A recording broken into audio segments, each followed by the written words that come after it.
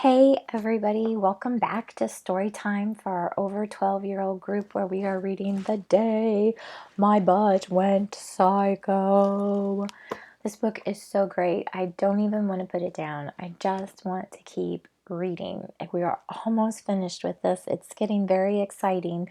They've made it to the volcano, and so they're on the side of the volcano. They're looking for Eleanor because she had taken off in the middle of the night and snuck away.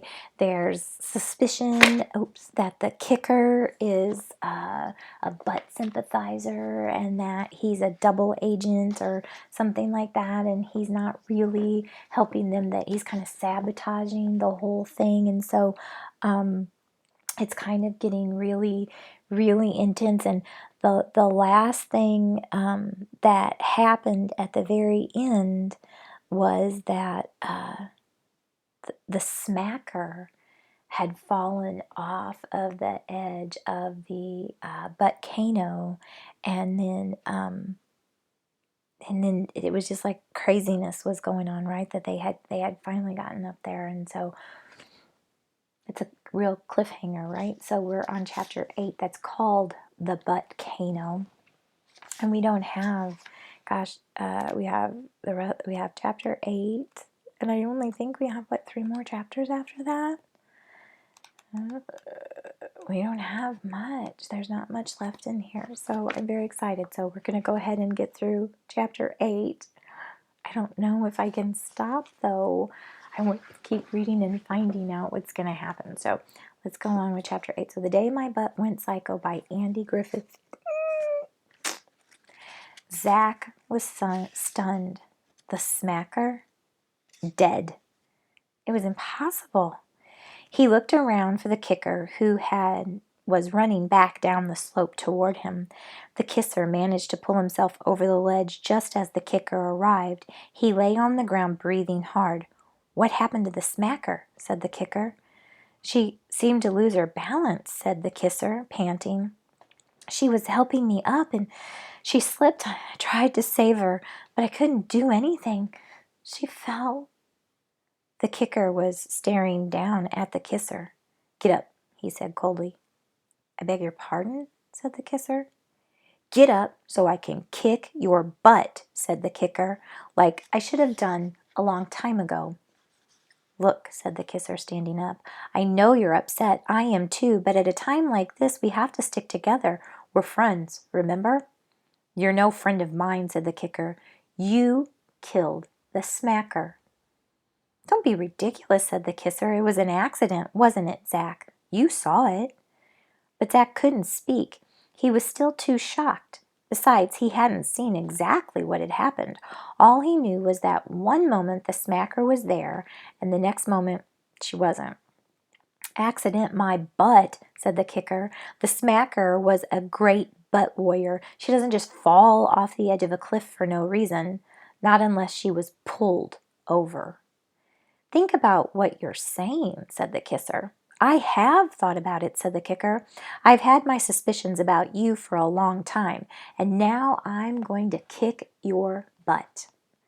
"What are you trying to say?" said the kisser. "That I'm on their side?" The kicker's only reply was to come sailing through the air and kick the kisser in the stomach. The kisser staggered backward, almost over the cliff. So it's interesting that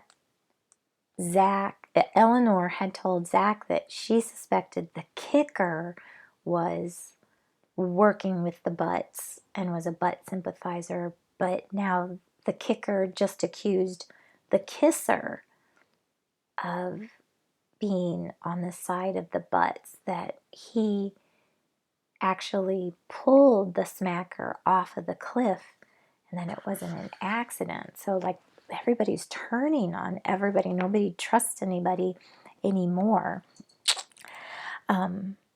"No, kicker," yelled Zach, finding his voice. He knew one of them was a double agent. Now he just wasn't sure which one. He thought it was the kicker, but after what had just happened to the smacker, he wasn't so sure anymore. Then again, perhaps it really had been an accident. "Keep out of it," said the kicker over his shoulder. "This is between me and him." The kisser leapt to his feet. "Please, kicker," he said, stepping away from the cliff edge. "You're making a big mistake." But the kicker ignored him and moved in closer, circling like a shark.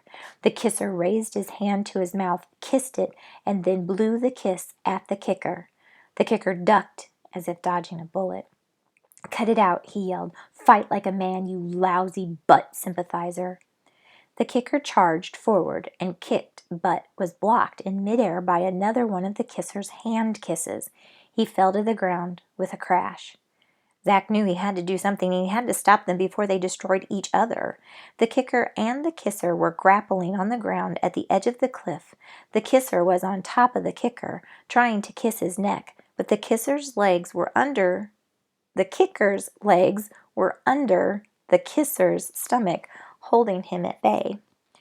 Zach searched in the pouch of his utility belt for the butt gun given to him by Eleanor. He didn't want to shoot anyone, but he had to bring them both to their senses.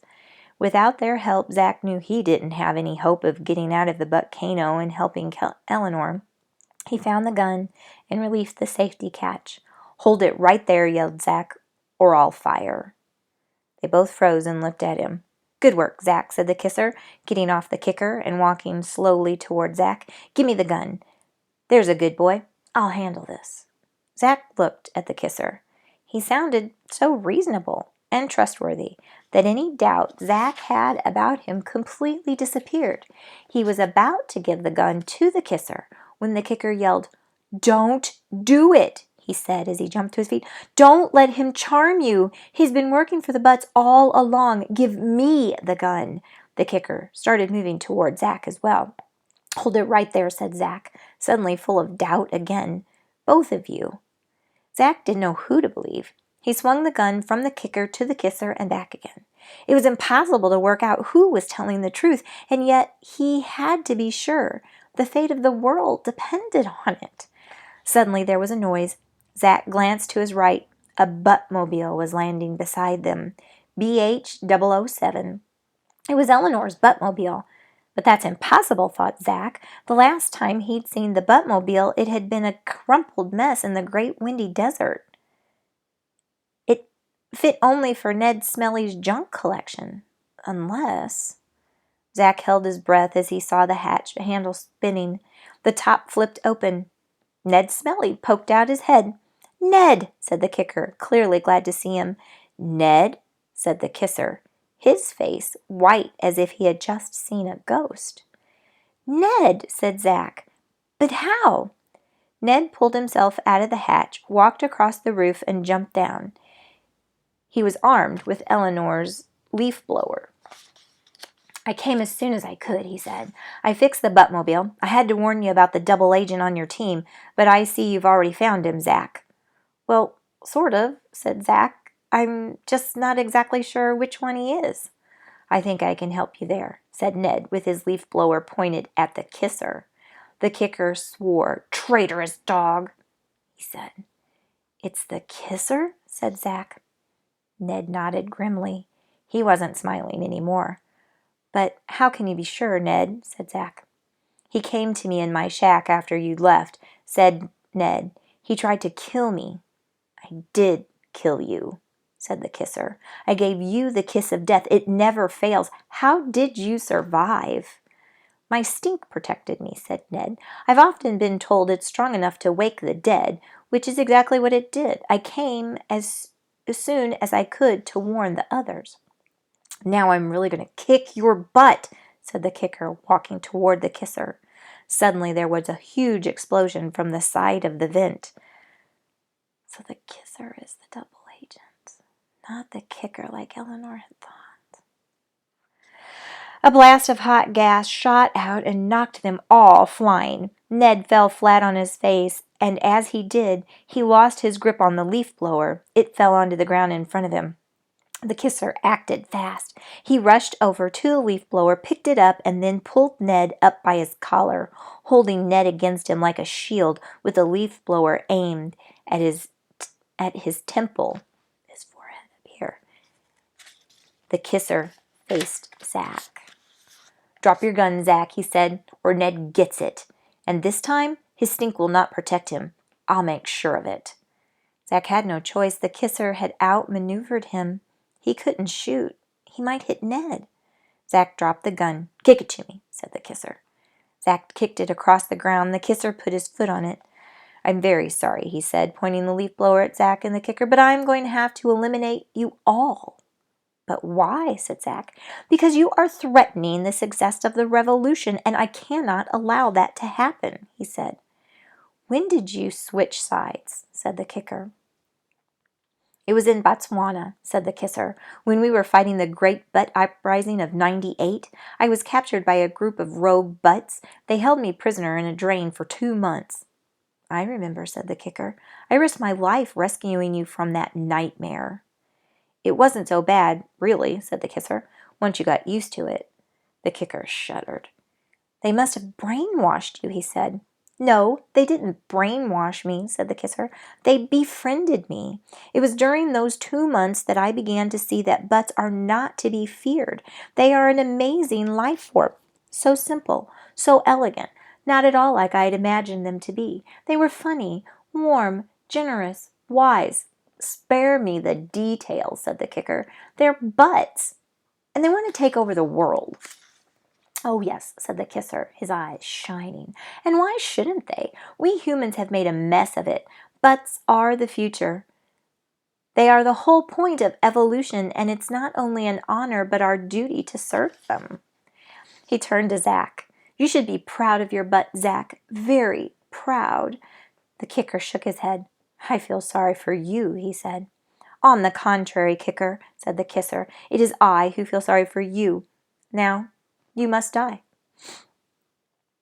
"But why did you wait until now?" said the kicker. "If the revolution was so important, why didn't you get rid of us before this?" "Because I needed your help to get this far," said the kisser. "But I can make it alone from here. And no thanks to Ned, the Buttmobile will make it even closer.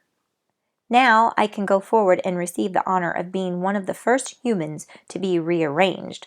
I'll be the first of a new breed, the first of a new world order. The Butts now know how well and how faithfully I've served them, and when they find out that I've ridded them of one of their greatest enemies, the B team, they'll probably make me a prince." At this final betrayal, the kicker let out a cry of rage and charged at the kisser. But the kisser was too fast. He pushed Ned onto the ground, dropped the leaf blower to his waist, and fired. The blast sent the kicker flying backward over the cliff edge. Ned saw his chance and acted fast. He grabbed the nose of the leaf blower and tried to wrest it away from the kisser. But the kisser held on tight. They struggled to gain control of the weapon, the kisser pushing Ned closer and closer to the edge of the cliff. "You'll never get away with this," said Ned, giving the leaf blower a mighty tug. "You're insane." "Maybe," said the kisser, "but I'd rather be insane than dead." And saying this, he let go of the leaf blower and he blew a kiss at Ned at point blank range. Ned staggered backward and fell over the cliff, the leaf blower still in his hands. Zach gasped. Not only had the kisser killed the smacker and the kicker, but now Ned as well. Zach remembered the ruthlessness of the kisser as he held the giant blowfly under the water. He was now disposing of human beings with the same cold efficiency, and Zach knew that he was next. The kisser picked up the butt gun that was laying near his feet and turned toward Zach. "Sorry about this, Zach," he said. "You're a good kid, but you should have listened to your butt." "My butt's a psycho." "As psycho as you are," said Zach. "I'm sorry you see it that way," said the kisser. "May your butt forgive me for what I'm about to do." He took aim and squeezed the trigger. So he's killed the smacker and the kicker, and Ned pushed them all over the edge of the volcano. And now he just shot the butt gun at Zach. Did you think it was the kisser who was the double agent? Did you think it was the kicker, like Eleanor had thought? Zach closed his eyes. He tensed his stomach, but nothing happened. He opened his eyes. The kisser was still standing there, butt gun in hand, but instead of staples, thumbtacks, or nails, there was just a thin trickle of water dribbling from the barrel. For a moment, Zach wondered why Eleanor had given him a water pistol to defend himself, but then he realized the truth. The gun must have become waterlogged in the sea of butts. The kisser pulled the trigger a few more times and then threw the gun to the ground in disgust. Then he looked at Zach and without saying a word puckered his lips and came running toward him with his arms outstretched. Zach turned and ran. If he could make it to the Buttmobile in time, he could get away, but he knew he'd have to be quick. Suddenly the side vent erupted again, only this time even more violently than before. The blast caught Zach in the stomach and sent him sailing backward into the air, over the top of the kisser, and over the edge of the cliff. For a few moments it was almost peaceful up there in the air, away from all the drama of the previous few minutes, but then Zach stopped flying and started to fall. Fast. He looked over his shoulder. The blast had been so strong that it had thrown him clear of the cliff and way out over the jungle. He was now falling toward the campsite and headed straight for the second butt launcher. Zach breathed a sigh of relief. This was good. The top of the butt launcher consisted of thick butt tree leaves, and he knew that would help break his fall. Thwack! Zach hit the leaf butt first, but the impact caused the butt launcher to release itself, unleashing the full force of the spring-loaded sapling into Zach's false butt. Spring! After having barely touched down, Zach was taking off again, hurtling through the air back the way he'd come. As Zach rocketed toward the side vent, he saw the Buttmobile rise into the air and take off toward the top of the Buttcano. But right now, that was the least of Zach's problems. Despite the Smacker's reservations about the accuracy of the butt launcher, it had aimed perfectly. Too perfectly. Zach went flying feet first into the mouth of the side of the vent and began hurtling down what felt like the wildest, dirtiest water slide in history. As he fell, the smell grew stronger and stronger. Zach knew this could only mean one thing. He was headed straight for the stinky heart of the Buttcano. The slimy tunnel opened up wider and wider, and then Zach saw it.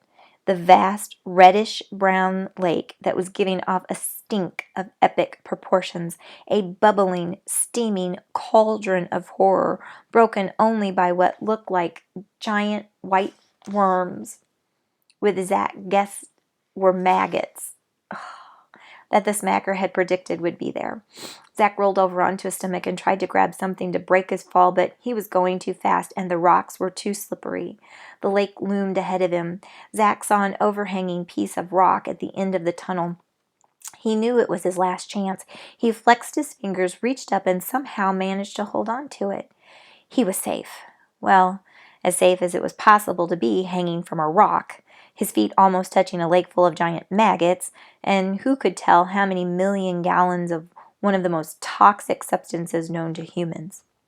Zach looked around. He was in a vast underground chamber. It was obviously the magma chamber, but judging by the stink, Zach knew that it wasn't molten rock underneath him. The butts had clearly been busy. Gross? The most amazing thing about the lake was the crimson light that radiated from its center. It was glowing like red-hot coals in a fire. Zach was studying the liquid, trying to work out where the light was coming from when one of the maggots poked his white head up out of the lake. It had no eyes, just a gaping mouth, and it was definitely one of the most horrible creatures Zach had ever seen. It rose up like a snake, its soft, gummy mouth trying to latch onto Zach's feet. "Get away!" he yelled. He kicked its head, but it was like kicking a big, fat, rubbery slug. The maggot didn't seem to care that Zach did it. This was not good, thought Zach. Not good at all. "Zach," said a strangely familiar, although nasal voice from above him. "Give me your hand." It was Eleanor. Zach had never been so glad to hear another person's voice in his life. "Where are you?" he said. "Up here," said Eleanor. "I'm on the top of the ledge you're holding on to. Quick, give me your hand. Those maggots don't fool around."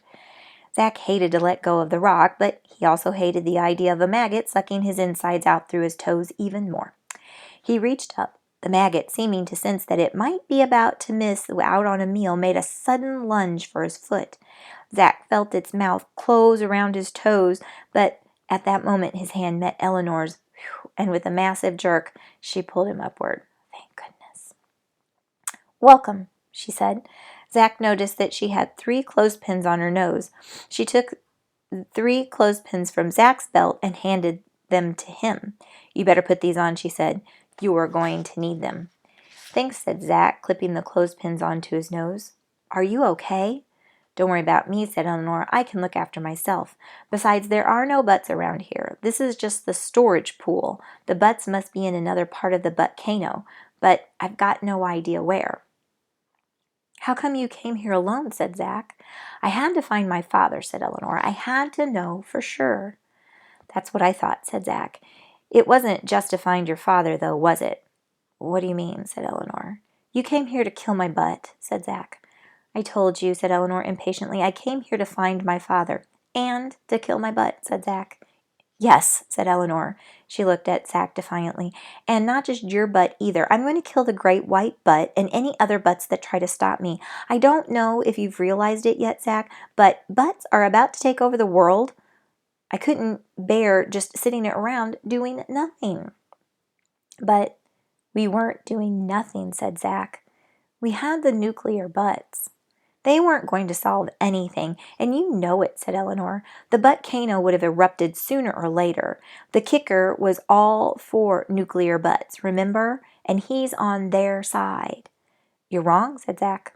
"The kicker was on our side." "What are you talking about?" said Eleanor. "It's the kisser," said Zack. "He's the butt sympathizer." "How do you know?" she said. "We were climbing up the volcano to come and find you," said Zack. "The kisser pretended he was in trouble, and when the smacker tried to help him, he pulled her off the cliff edge. He killed her, Eleanor." The blood drained from Eleanor's face. She shook her head. "I don't believe you," she said. "Is this your idea of a joke, or have you gone methane mad again?" "I'm not joking," Eleanor said Zack, touching her arm lightly and leaning in toward her. "And I'm not crazy. He killed the kicker, too. And Ned's smelly." "Ned?" said Eleanor. "You are lying. We left Ned back in the great windy desert." "Yes, but he repaired the Buttmobile and came after us to warn us about the kisser," said Zack. "How did he know about the kisser?" said Eleanor. "Remember when he went back to get his lip gloss?" said Zack. Eleanor nodded. "Well," continued Zack, "he really went back to kill Ned so that nobody would know where we were. He would have killed me too, except that I was standing in front of the side vent and I got blown away before he could shoot me. Luckily, I landed on one of the nuclear butt catapults and it shot me back up and down the vent." Eleanor frowned as she tried to take in what Zack was saying. "Where's the kisser now?" she said. "He took the Buttmobile," said Zack. "He was heading to the top of the volcano when I last saw him. He's coming to beg the butts to let him be one of the first to be rearranged." Eleanor's eyes narrowed. "Wait until I get my hands on that low-down, dirty, scum-sucking, bottom-feeding, double-crossing butt-kisser," she said, regaining her old fire. "I'll rearrange him all right, and not only from top to bottom either, but I'll turn him inside out and back to front as well." As Eleanor ranted, Zack saw something moving above the lake. "Here's your chance," he said. And Eleanor looked up. It was the kisser. He had used the same piece of jungle twine that Eleanor had used to rappel down into the volcano and was hanging directly beneath the central shaft a few yards above the lake. There was great excitement among the maggots. They headed to a spot directly underneath the kisser and began lunging up out of the lake to try to eat him, just as they had done with Zack. But if the kisser was worried, he didn't show it. "Ah, my pretties," he said, surveying the frantic, writhing mass beneath him. "How beautiful you all look in the lake light, how strong and handsome and well fed."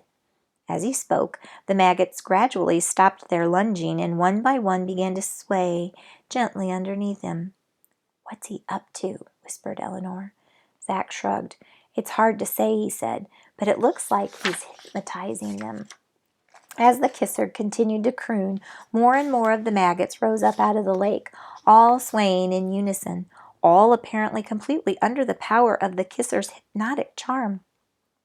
"Ah, my magnificent maggots," said the kisser, reaching out to pat the head of one that had raised itself up to the kisser's chest. "My beautiful boys, my gorgeous girls." Zach watched in amazement.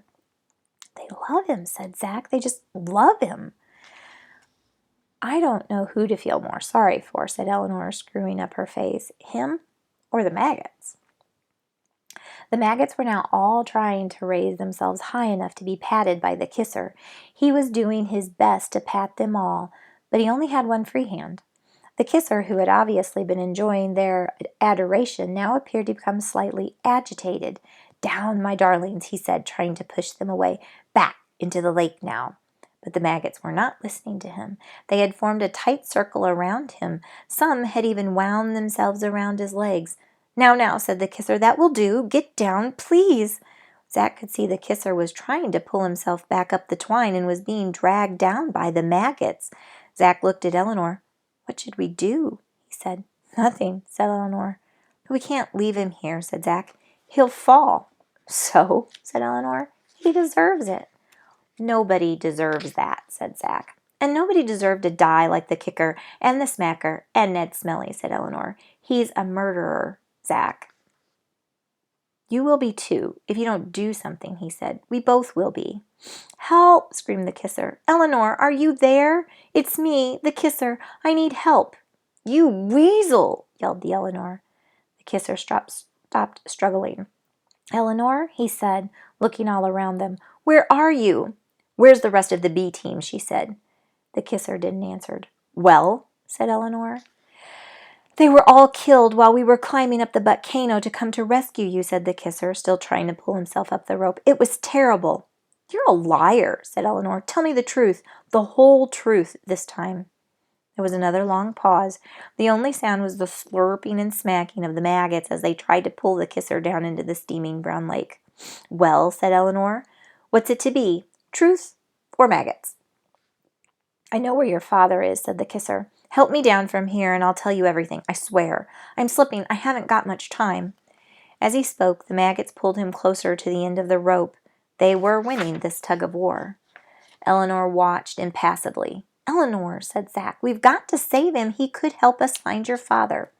"He's bluffing," she said. "You don't know that for sure." Eleanor glared at Zach. "All right," she said. "You win." She turned to the kisser. "You're going to have to swing," said Eleanor. "Get a big enough swing going and then jump off the rock ledge on your right." "I can't swing," said the kisser. "There are too many of them." As he spoke, one of the maggots coiled itself boa constrictor style around his waist. "You better start swinging while you can," said Eleanor. "I can't," yelled the kisser. "I can't do it." "You've got to try," yelled Zach, but his voice was drowned by a large splash. It was too late. The jungle twine dangled in midair. The kisser was gone. There was a brief flurry of activity at the surface of the lake, and then the maggots were gone too. "What a terrible way to die," said Zach. "He's only got himself to blame," said Eleanor. "If he hadn't been double-crossing the B team all these years, the lake wouldn't have been there for him to fall into." "I wouldn't be so sure about that," said a voice behind him. The voice chilled Zach to the core. It was a voice he knew only too well. It was his butt. Zach turned to face it. It was standing with a stick-like little arms by its side, as if ready to draw in a gunfight.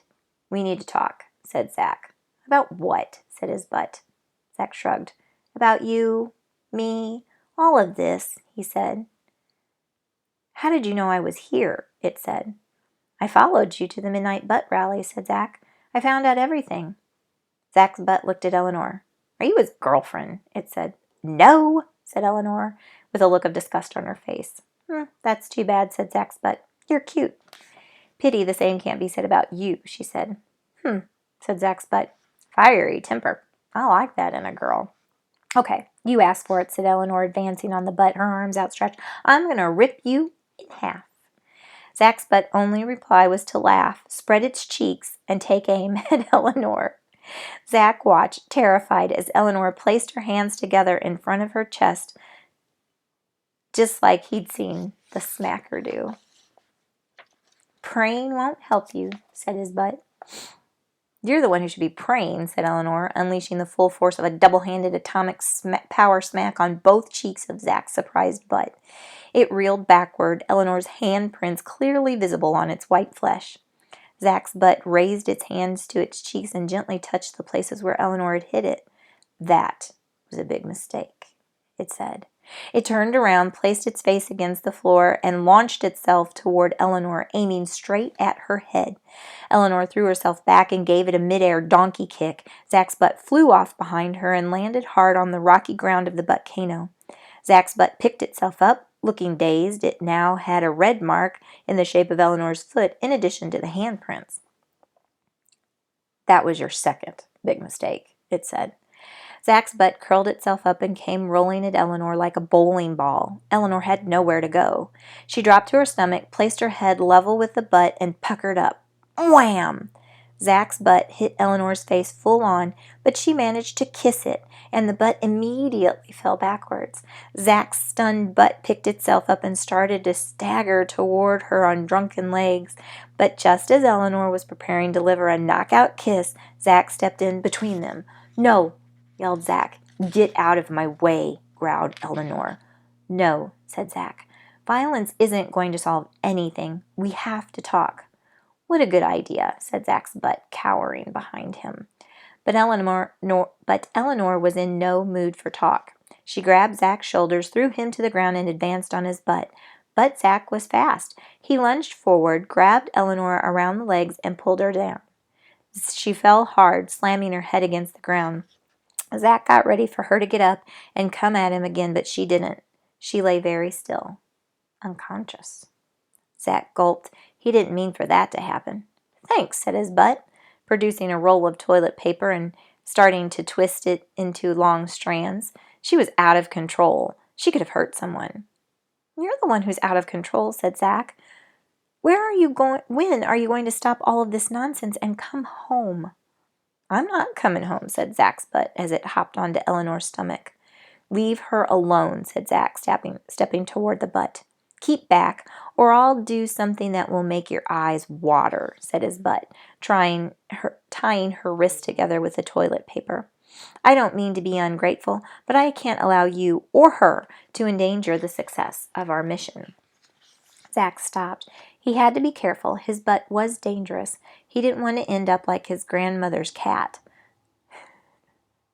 Remember a long time ago, he farted on the grandmother's cat.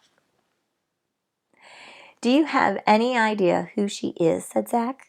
"Yes, of course I do," said Zach's butt, putting a toilet paper gag on Eleanor. "She's the butt hunter's daughter. My leader is going to be very pleased." "But I thought you were the leader," said Zach. "That's how it looked at the rally." "Oh, I was just doing the recruiting," said Zach's butt. "I don't run the show." "Well, who does?" said Zach. "The great white butt." Zach's butt looked surprised. "Very good, Zach," it said. "You're smarter than I thought." So Eleanor had been right all along, thought Zach. His butt was just a stooge. The great white butt was the mastermind. "Don't you think this has gone far enough?" said Zach. "All we're asking for is a fair deal," said his butt. "The heads have been on the top for long enough. Now it's our turn. And you're prepared to destroy the world to get it." "Not destroy the world," said Zach's butt, looking shocked. "Just rearrange it a little, that's all. We're not going to hurt anyone." "A lot of people have been hurt already," said Zach. His butt stopped tying up Eleanor. "I'm really sorry to hear that," it said, "but the revolution of butts is an unstoppable force. Those who try to stand in its way will be crushed." Zach had heard enough. There was no point trying to reason with his butt. It had been hopelessly brainwashed. He was going to have to take his butt by surprise. He made sure his clothespins were securely fastened to his nose and was about to charge at his butt when he heard loud popping sounds coming from the lake. He turned and saw a series of enormous dome-like bubbles bursting out of the lake's surface. Zach didn't know what had caused them, but it was obviously something big and very smelly. And even worse, it was rising fast. Zach watched in stunned horror as it broke the surface. A giant butt. An enormous butt. A butt bigger and more enormous than any butt Zach had ever seen. As it emerged into the chamber, it looked like it was streaked with molasses, but underneath Zach could see that its skin was white, a brilliant white. A white so bright that Zach had to shield his eyes. There was no mistaking it. It was the great white butt. And that's the end of that chapter. So the next chapter, chapter 9, is called The Great White Butt. So now we're going to find out what's going to be happening. Oh my goodness. This is getting so exciting to see what's going to be happening. So the great white butt is there and real and is the person or thing who's in charge of this whole revolution. So we have to wait to see what happens. I don't know that I want to wait. I'm going to have to wait. We're all going to have to wait. So the excitement is just like getting to me. So anyway, I hope that you are enjoying this. I hope that I see you the next time so we find out what happens. It won't be very much longer. We only have a few more chapters left in the day my butt went psycho. So I'll see you back here again the next time. Bye, guys.